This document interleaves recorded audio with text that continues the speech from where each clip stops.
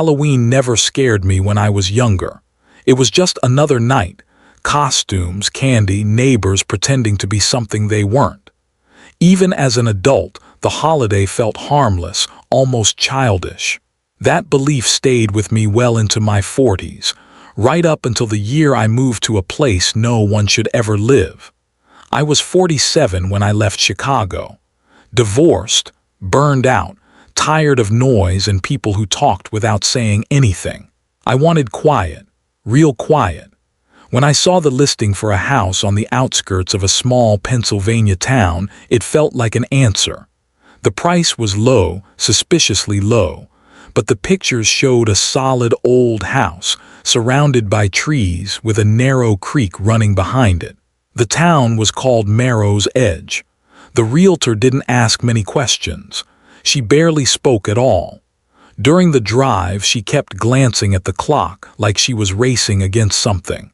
When we finally turned onto Hollow Creek Road, the first thing I noticed was the absence of streetlights. The road twisted through dense woods, the asphalt cracked and uneven, as if it had been forgotten. 7 houses lined the road. Mine was the last one. "You'll want to lock your doors," the realtor said as she handed me the keys. I laughed, assuming it was a joke. She didn't laugh back. I bought the house anyway. The first few weeks were quiet in a way I had never experienced before. No traffic, no distant sirens, just wind through the trees and the constant murmur of the creek behind the house. At night the sound was louder, almost rhythmic, like breathing. Neighbors waved but never stopped. Conversations were short and polite, always ending before they started. No one ever asked to come inside. No one ever invited me over. It felt less like privacy and more like avoidance. October crept in colder than expected. The town began decorating for Halloween. Pumpkins appeared on porches.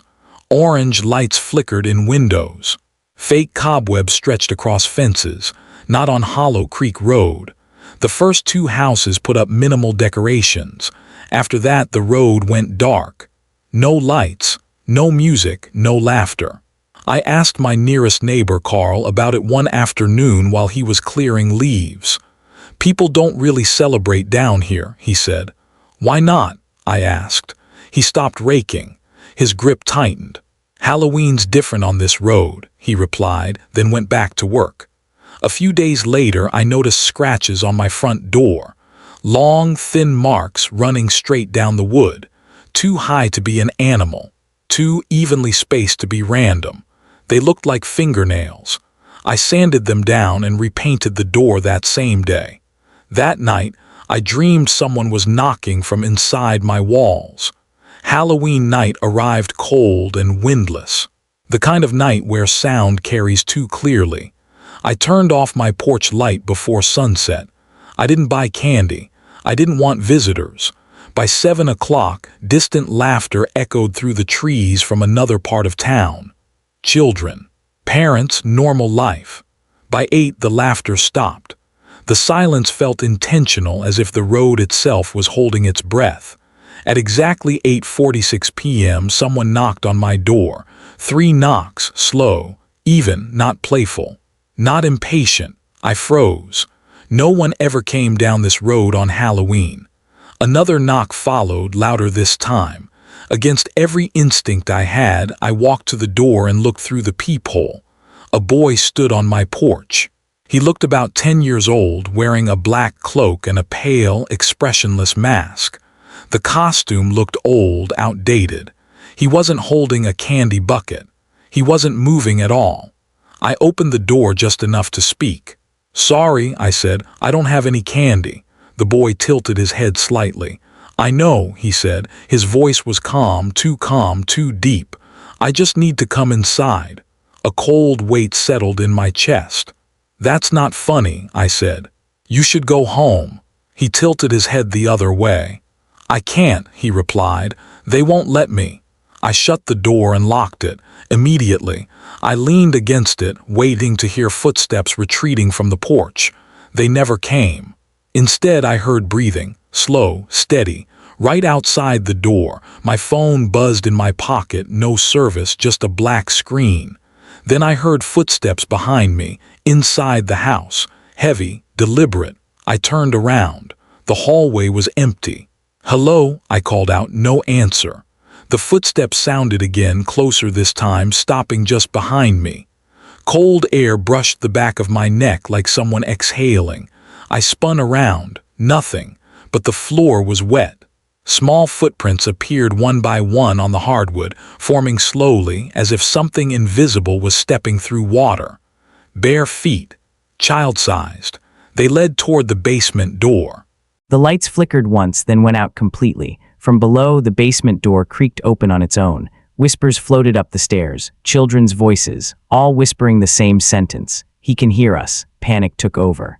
I ran upstairs and locked myself in the bedroom. Shadows moved beneath the door, more than one, uneven, twisted. The knocking started again, not at the front door, inside the walls. 3 slow knocks moving through the house, room to room, searching. A voice spoke just outside the bedroom. "You fixed it." My blood ran cold. "The door," the voice continued. "You painted over it." The handle began to turn. Memories flooded my mind that weren't mine. A family, a storm, the creek rising. A door slammed shut, screaming cut short by rushing water. The door creaked open. The boy stood there, his mask gone. His skin was pale and bloated, his eyes dark and empty. Behind him stood others, men, women, children, soaked, broken, staring with hollow hunger. "This was our house," the boy said softly. "They didn't let us in." Hands grabbed me. "Cold, too many," I screamed as I was dragged down the stairs, the sound swallowed by the house. When I woke up, I was tied to a chair in the basement. The air smelled of damp earth and rust. Figures surrounded me, watching. "They drowned," the boy said. "Locked down here." The walls pulsed. The creek roared louder. "You live here now," he said, "so we can leave." I don't remember how long I screamed. I woke up in my car at dawn, parked miles away from town. My keys were in the ignition. My house keys were gone. The police said Hollow Creek Road had been abandoned for decades, that the house I described never existed. I left that town the same day. Every Halloween since, at 8:46 p.m., I hear 3 slow knocks, not on my door, from inside my walls, and somewhere in Pennsylvania, porch lights finally turn on. Because Hollow Creek Road always needs someone new to say no. I never believed in haunted places. Not really. I believed in people, in bad memories, in guilt that rots from the inside. When something felt wrong, I always assumed there was a logical explanation hiding underneath fear. That belief lasted until the Halloween night I spent on Route 17. I was 52 years old, working as a long-haul truck driver for most of my life. Decades on the road had taught me one thing: highways have personalities. Some feel alive, some feel dead, and some feel hungry. Route 17 cut through miles of empty land in upstate New York. Forest on both sides, long stretches without gas stations, cell service that dropped without warning. Locals avoided it after dark, especially on holidays. I didn't know that at the time. It was October 31st when my truck broke down. The engine sputtered once, coughed like it was choking, then died completely. I coasted to the shoulder, hazard lights blinking uselessly in the dark. The GPS showed the nearest town was 12 miles away. My phone had no signal. The forest pressed close to the road, trees tall and crowded, their branches weaving together overhead like fingers. The air smelled damp, metallic. Somewhere deep in the woods, something moved, slow, heavy, deliberate. I told myself it was an animal. I always told myself that. After 20 minutes, headlights appeared in the distance. A bus. Old, yellow, the kind used decades ago for schools. It slowed as it approached, brakes whining, then pulled over in front of my truck. The door hissed open. A woman stood in the doorway, middle-aged, pale, wearing an outdated coat that looked too thin for the cold. "You shouldn't be here tonight," she said. "I broke down," I replied. "Any chance you've got a phone?" She studied me for a long moment, then nodded. "You can ride with us," she said. "We're almost there." I hesitated. Something about the bus felt wrong, too quiet. No engine rumble, no warmth spilling out, but the forest behind me felt worse. I climbed aboard. The inside of the bus smelled like old fabric and damp leaves. Every seat was occupied. Men, women, children, all sitting perfectly still. None of them wore costumes, yet something about them felt dated. Their clothes belonged to different decades, stitched together by time instead of fashion. No one spoke.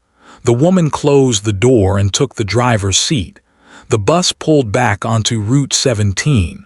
"Where are you headed?" I asked. She didn't look at me. "Home," she said. The bus drove on in silence. No radio, no chatter, just the hum of tires against asphalt. I noticed then that none of the passengers blinked. Their eyes stared forward, unseeing, like mannequins posed to resemble life. A boy sat near the back, staring directly at me. He looked about 12. His face was pale, lips slightly blue, eyes too dark. "Is it Halloween?" he asked. "Yes," I said. He smiled faintly. "That's good," he replied. The road stretched on longer than it should have. I watched the mile markers pass, numbers skipping, repeating. My sense of direction warped. The trees grew closer together, their branches forming a tunnel. "Where is this town?" I asked. The woman finally glanced at me in the mirror. "You won't find it on a map," she said. Cold crept up my spine. I stood, gripping the seat for balance as the bus hit a bump. "Let me off," I said. The passengers turned their heads at once. All of them. The boy stood. "They don't like it when people leave early," he said softly. The bus slowed. Lights appeared ahead, dim, scattered, flickering like dying stars. Houses emerged from the trees, old and leaning, their windows glowing faintly. No decorations, no movement. The bus pulled to a stop. "End of the line," the woman said. The passengers stood in unison. My legs wouldn't move. Hands brushed past me as they filed off the bus, their touch cold, damp. When the boy passed, he leaned close. "You came on the right night," he whispered. "That matters." When the bus was empty, the woman turned to me. "You can stay," she said, "or you can walk back." I stepped off the bus. The door closed behind me. The bus drove away. The town was silent, no wind, no insects, no distant traffic. Just the sound of my own breathing. The houses looked abandoned, yet every window glowed faintly, as if occupied by something pretending to be alive. A sign stood at the edge of the road, letters carved deep into the wood. "Welcome back." I didn't remember ever being there before, but my body did. A pressure built behind my eyes. Memories surfaced that weren't mine. Another Halloween decades ago, laughter on a bus, a sharp turn, screams, metal tearing, fire lighting the trees. I staggered forward. The ground beneath my boots felt soft, wet. I heard footsteps behind me, slow, many of them, and somewhere in the dark, a bus engine idled, waiting. Okay, I followed the sound of footsteps without meaning to. They weren't rushing me. That was the worst part. Whoever, or whatever, was behind me moved with patience, with the confidence that I wasn't going anywhere. The houses loomed on both sides of the road, their shapes warped and uneven, as if they had been built by people who didn't fully understand how walls were supposed to stand. I reached the first house and tried the door. Unlocked. Inside, the air was stale and cold. The furniture looked used but old, covered in a thin layer of dust that had been disturbed recently. Footprints marked the floor, leading deeper inside. Children's footprints, adult footprints, all barefoot. A television flickered in the corner, playing static. Beneath the noise, I thought I heard voices, too low to understand, layered on top of each other. I backed out and crossed to the next house. Unlocked. Same story. Every house was the same. Lived in but wrong. As if people were supposed to be there, but something had interrupted them all at once and frozen the town in place. The pressure in my head intensified. Memories kept surfacing. Faces I didn't recognize but somehow knew. A woman laughing beside me on a bus. A man arguing with the driver. A child pressing his face against the window, excited, unaware. Headlights. Too fast.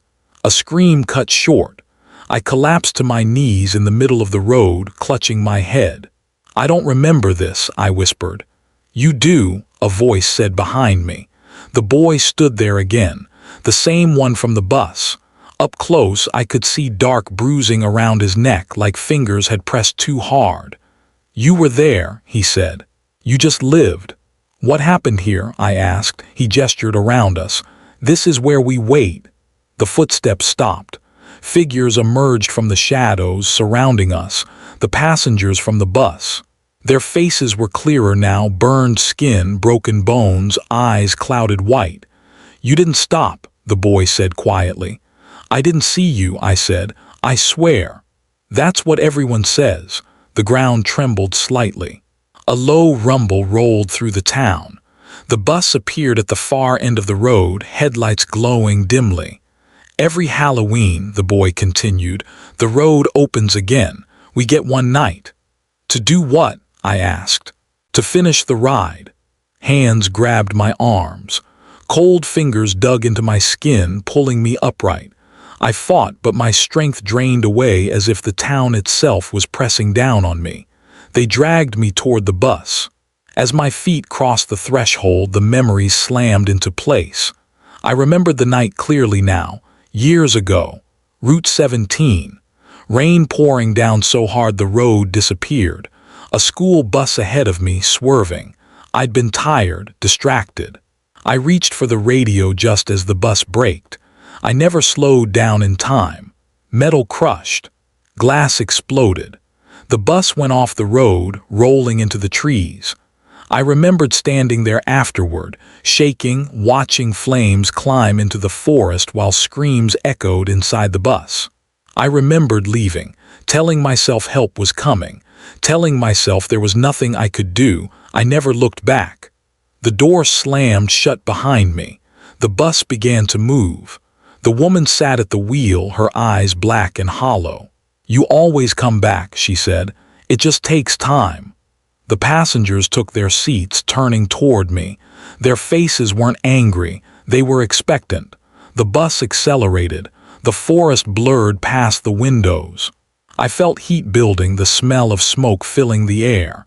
Flames licked up the sides of the bus, reflected in every pair of dead eyes. The boy leaned toward me. "You can stay," he said, "or you can take our place." The bus swerved. I felt weightless.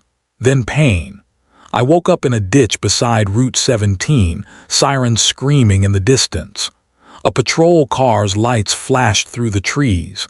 A state trooper knelt beside me, shouting questions I barely understood. Behind him, deep in the forest, I saw a bus. Old, yellow, its headlights flicked off. The trooper said I'd wandered into the road, disoriented, hypothermic. There was no record of a bus accident on Route 17, no missing passengers, no abandoned town. They let me go after a night in the hospital. I never drove Route 17 again. But every Halloween night, when the roads grow quiet and the forests press close, I hear an engine idling in the distance, waiting. And I know that one day, when I'm too tired to keep driving, I'll see that bus again. And this time I won't wake up in the ditch. The voicemail was time-stamped October 31st at 11:59 p.m. I noticed it the next morning while pouring coffee. Still half asleep. Scrolling through notifications I didn't remember receiving. The number wasn't saved in my phone. No name. Just a voicemail icon blinking patiently like it had been waiting all night. I almost deleted it. The only reason I didn't was because the transcript preview showed my name. I listened. At first there was nothing but breathing, shallow, uneven, like someone was trying not to panic. Then a voice, my voice, whispered, "If you're hearing this, it means I didn't make it back." I froze. The recording crackled, like it had been captured on an old answering machine. In the background I could hear faint noises. Wind, leaves scraping across pavement, a distant laugh that cut off too abruptly. "I know this sounds insane," the voice continued, "but you have to listen to everything. Don't stop it early. And whatever you do, don't go back to the house." My hands were shaking so badly I nearly dropped the phone. I live alone. I hadn't left myself a voicemail, and I definitely didn't remember saying any of this. The message ended there. No explanation, no scream, just silence. I checked the call log. The voicemail had been sent from my own number. I spent the rest of the morning trying to rationalize it. Sleepwalking, stress, some kind of glitch. I replayed the voicemail again and again, listening for clues that it wasn't really me. But it was. Same cadence. Same nervous swallow before speaking. Same slight lisp on certain words I'd had since childhood. By noon, I convinced myself it was a prank. Halloween does that to people, makes them cruel, makes them creative. I went about my day pretending nothing was wrong. By nightfall, the air outside had turned sharp and cold. Leaves skittered across the street like something alive. Kids drifted past in costumes, their laughter echoing strangely between houses. I tried not to think about the voicemail. Around 10 p.m., my phone buzzed again. Another voicemail, same number, same timestamp format, October 31st. 11:59 p.m., but it was only 10:02. I didn't want to listen. I told myself I wouldn't. I even put the phone face down on the counter and walked away. But the silence felt heavier than any sound, like the house itself was waiting. I played it. This time, the voice was louder, more urgent. "You didn't listen," it said. "You never listen, that's why this keeps happening." I felt sick. Behind the voice, I could hear footsteps crunching through leaves, fast, too fast. Breathing turned into sobbing. "I told you not to go back," the voice said. "I told you the house doesn't let people leave twice." A door slammed. Wood creaked. Something scraped along the floor. Then a whisper so close to the microphone it felt like it brushed my ear. "It knows you remember now." The voicemail cut off. I didn't sleep that night. I sat on the couch with every light on, phone clutched in my hand, jumping at every sound.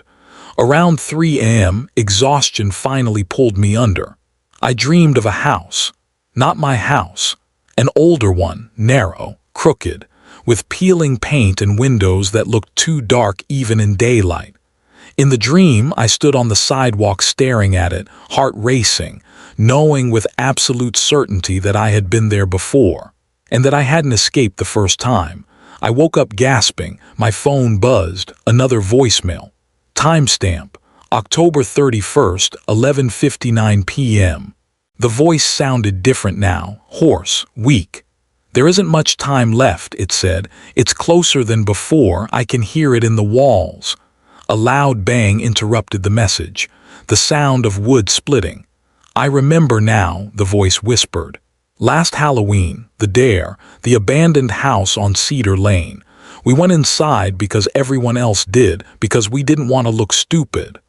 My chest tightened. Cedar Lane. The memory slammed into me so hard I had to sit down. A party, too much alcohol. Someone joking about the old house everyone avoided.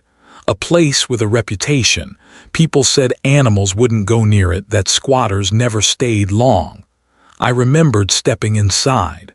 I remembered how quiet it was, and then nothing. "I think it lets you leave once," the voice continued. "Just once. Then it waits until you forget, until Halloween comes around again." A slow creaking noise filled the recording, like footsteps moving upstairs. "I can see the door," the voice said, "but it's not where it was before." A pause, a sound like wet fingers sliding across glass. "It's smiling," the voice whispered. The message ended. I threw on a jacket and grabbed my keys without thinking. Cedar Lane was only 10 minutes away. The street was darker than the rest of the neighborhood, streetlights spaced too far apart. The house sat at the end of the block, exactly like in my dream, crooked, waiting. The front door was open. Inside, the air smelled damp and old, like something that had been breathing in the dark for a long time. My footsteps echoed too loudly. The walls seemed closer together than they should have been. My phone vibrated. One last voicemail. I didn't play it. I already knew what it would say. The door behind me closed. Somewhere in the house, something exhaled slowly, like it had finally caught up. And in my pocket, my phone recorded another message timestamped October 31st, 11:59 p.m. Ready to be sent to the next version of me that would wake up tomorrow, wondering why Halloween always felt like déjà vu.